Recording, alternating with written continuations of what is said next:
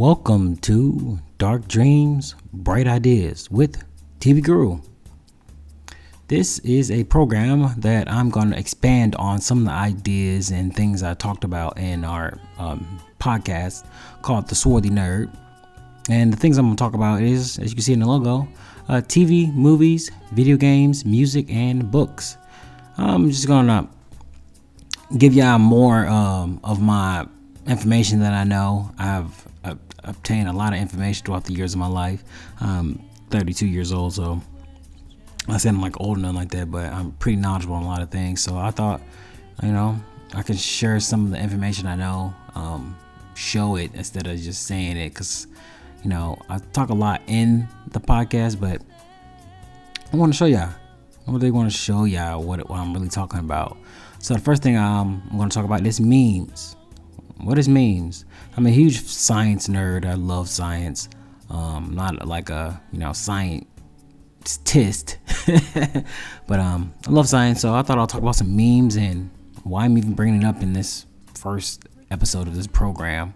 But first, our intro song to Dark Dreams, Bright Ideas is by the APX. They are from Atlanta. They are a couple, a married couple, black. And they are great with the funk music. Oh my God. They sound like they are old school funk music. It's really great. So I thought you guys and gals can listen to this and we'll get into this first program.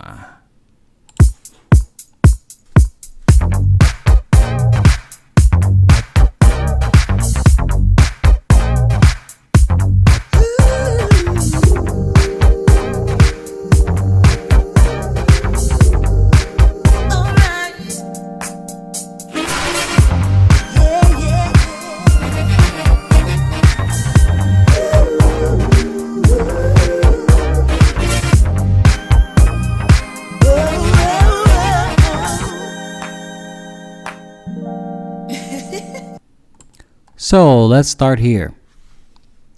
Well, I first heard about memes from Hideo Kojima. He's a video game director, creator, and he is one of the greats. And he brought up memes, and I'm like, oh, that's dope. What it mean? But I didn't know it was from Richard Dawkins till a couple of years later. So I'll show y'all like a definition from the person who created it, Richard Dawkins. Let's see what y'all think. Talking about memes, and this was a concept you first came up with, nothing to do with the internet, of course, in 1976 in The Selfish Gene. 1976. Remind us what it meant in the first place originally. In The Selfish Gene, the sort of message, the main message was that Darwinian natural selection, which as you know is what gives rise to all of us, all living things, works on genes. It's the differential survival of genes, and genes are just an example of coded, digital actually, information.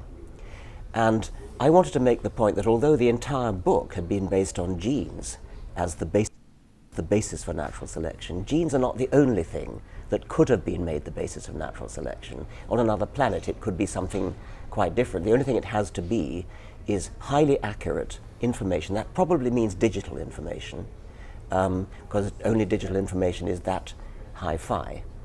But then I wanted to say, well, maybe we don't have to even go to other planets to find an alternative to DNA. Maybe there's something already here on this planet which is showing the signs of being a kind of forerunner of a new sort of evolution. Memes, cultural replicators, the cultural equivalent of a gene, the cultural equivalent of DNA, which is anything that's copied, anything that's imitated, anything that spreads around like a virus. And I actually used the analogy of a virus as something like a tune that's catchy like a virus, catching. It spreads around the culture. I whistle it, you hear it, whistle it, you go out in the street, whistle it, somebody else hears it, whistles it. It spreads like a virus, and that's all you need in order to get natural selection going. So I called it a meme. So it doesn't exactly rhyme with gene, but it's sort of short and sounds vaguely similar. And How did you feel then when it got adapted for the internet age, which is almost its ultimate manifestation of what you're talking about? Yes, I mean, if I'd known about computer viruses in 1976, I would have used that as an example. The internet is a first-class ecology for memes to spread, and it's no wonder that the word meme has been taken up in the internet, because that's exactly what it is. When we say things are going viral, that's the very phrase I used in The Selfish Gene. So yes, it's not really a change. It's just a specific subset of the original idea of the meme. The intro to last year's Director Showcase was called Meet the Creator, so it feels like we've got some kind of balance here now. Okay, well, I'll have to be at that touche, yes. Okay, all right. Well, Richard Dawkins, thank you very much. Thank you very much. So that video sparked my interest, like, oh shit, that information can be passed down, you know, physically and digitally. It's another video that he talks about where he says it's basically like a game of telephone, how it can be passed down and sometimes it can be distorted, but what if it's like a short and simple like phrase or thing to say? And that made me think of white supremacy. I mean, that's clearly, it's something you pass down and you don't even know what you're saying or like why you even feel that way. I mean, that's the reason why we have all these, you know, weird current compilation videos and why we have, you know, all this messed up stuff, you know, with all the anti-black stuff. Is because of how they are. These white supremacists. That's how I feel with the memes thing. I think the memes are passed down like that, but also the information that we're giving, that I'm going to give you guys and girls, is so it can be passed down, so everybody else can know this information. Because a lot of people don't know these certain things that I know, and people think I'm just be pulling stuff out of my ass sometimes, but I don't think so. So those memes, interesting concept. I like that. I like that. Yeah, I'm talking about, you're like, oh, this dude don't know what the fuck you talking about. I do though, I do. So the next part is, way back in the day, there was like in the 1970s, maybe 1980s, the America and locked up a bunch of Japanese people because it was a war. No, I'm talking about 70s and 80s. Jeez, I'm sorry. It was during like World War II, like the 50s or 60s, some shit, where we locked up, America locked up Japanese people in internment camps. And it made me think like, ain't that around the same time as another person? Let me show y'all. This guy right here, Iwao Takamoto. Now this dude, he was in the internment camps back in the 40s and stuff. I ain't lying.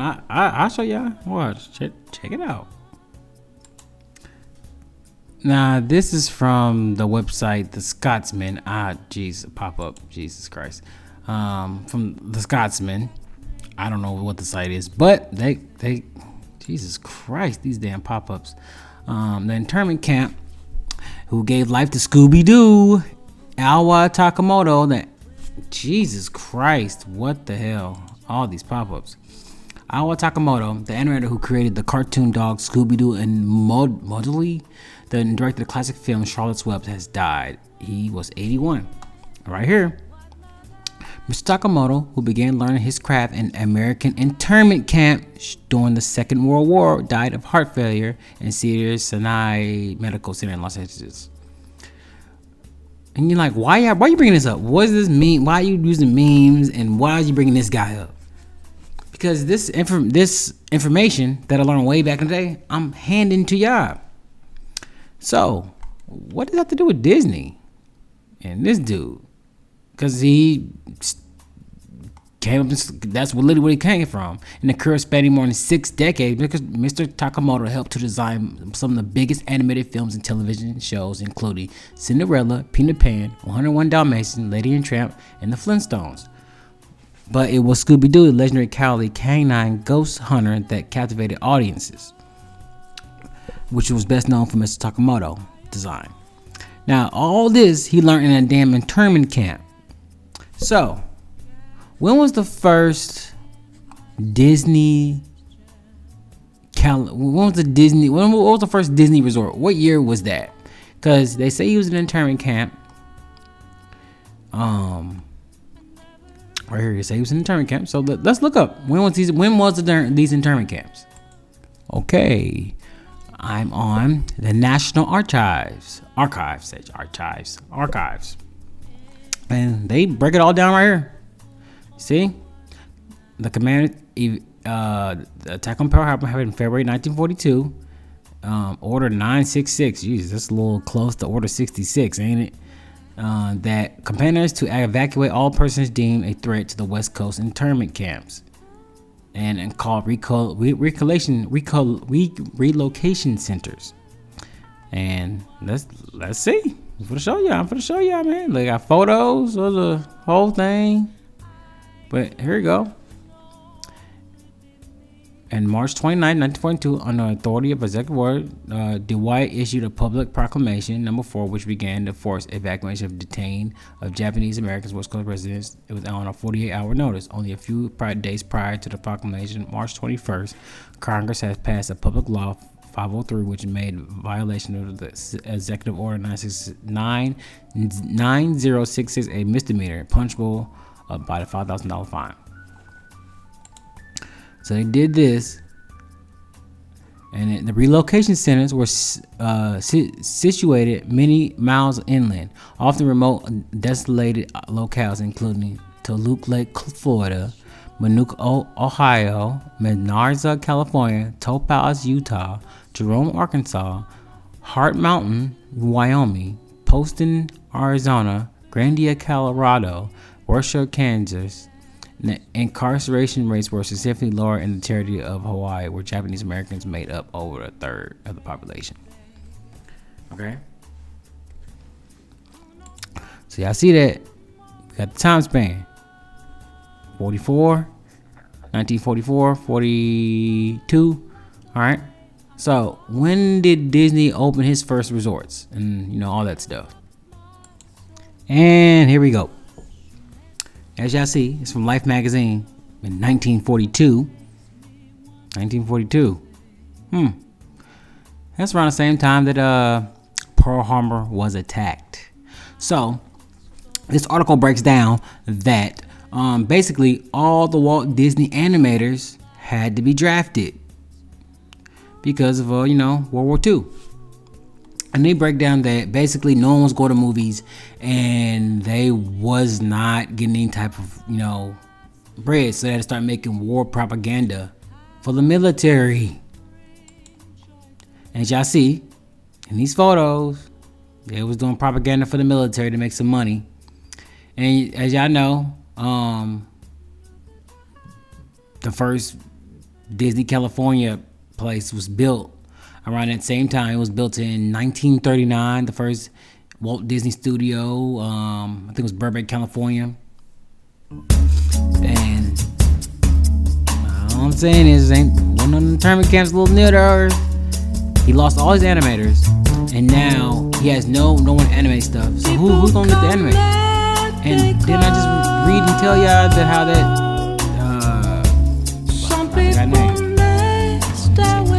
this guy, he was in the dang internment camp. That's where he learned animation.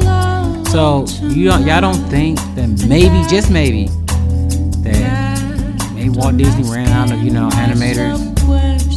So he's like, hey, have some of them guys from the internment camp start drawing.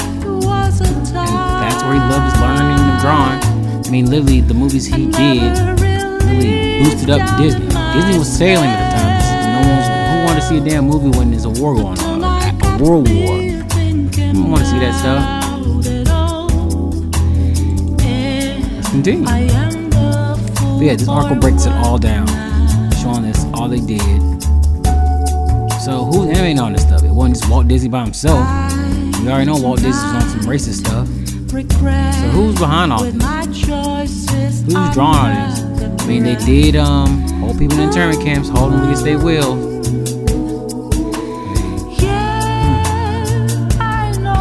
I guess I wrap this one up. So, thanks for listening. People, I think this dude is racist as hell. No, I'm not. I'm just giving you some information. You take it whatever you want to see it as. You want to find me? I'm here at Dark Dreams, Bright Ideas on YouTube. I'm also on Tuesdays and Saturdays. I'm on Swarthy Nerd Podcast. SwarthyNerd.com or Swarthy Nerd everywhere. I'm on YouTube as well. Hit me up on the Cash App. It's going to be down in the description below. Support the brother. We see you in the next one.